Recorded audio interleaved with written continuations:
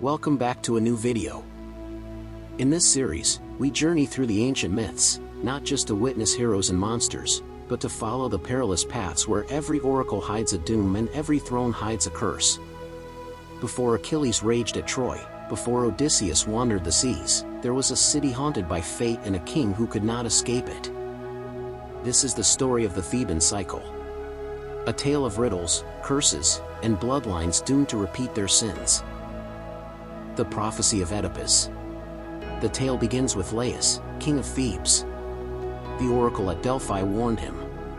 His own son would kill him and marry his mother. Terrified, Laius cast his infant away, feet pierced and bound, left to die upon a mountain.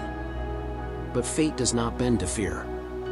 The child was rescued, raised by the king and queen of Corinth. They named him Oedipus, swollen foot. The riddle of the Sphinx. Years later, Oedipus sought his destiny. The oracle told him the dreadful truth. He was fated to kill his father and wed his mother. Horrified, he fled Corinth, believing its rulers his parents. But on the road, in anger, he quarreled with a stranger and killed him, not knowing it was Laius, his true father. When he came to Thebes, the city was in terror. For the Sphinx, a monster of woman, lion, and wings, crouched at the gates, devouring all who failed her riddle. Oedipus answered, "What walks on 4 legs in the morning, 2 legs at noon and 3 in the evening? Man, who crawls as a child, walks as an adult and leans on a staff in old age." The Sphinx cast herself down in defeat. Thebes was saved and its people crowned Oedipus king, gave him Jocasta, the queen, as his wife. Thus the prophecy was fulfilled, though none yet saw the truth. The doom of Oedipus. Years passed, but plague fell upon Thebes. The oracle spoke again.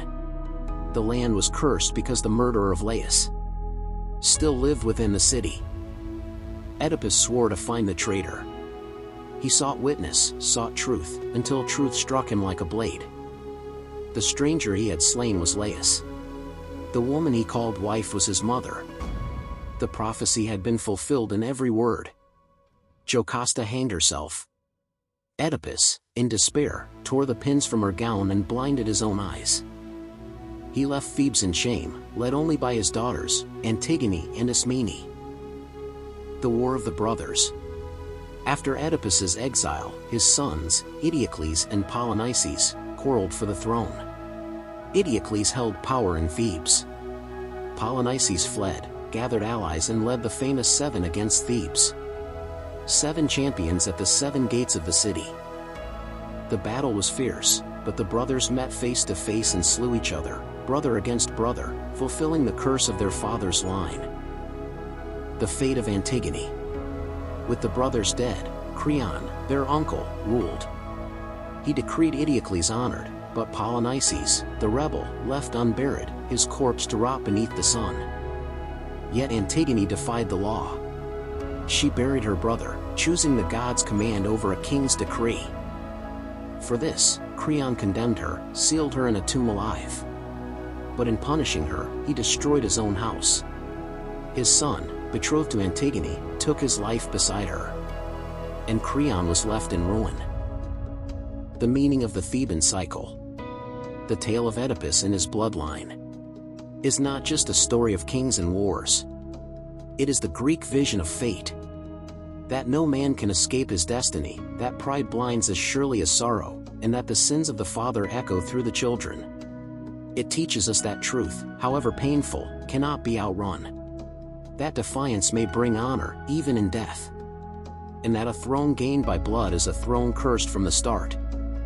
Thebes rose in glory, but its kings were shadows of a prophecy that no sword, no wit, and no prayer could undo. Thank you for watching. If there's another myth or tragedy you want us to explore, tell us in the comments. And remember, every city has its curse. Every bloodline has its fate. And every truth, no matter how hidden, will one day come to light.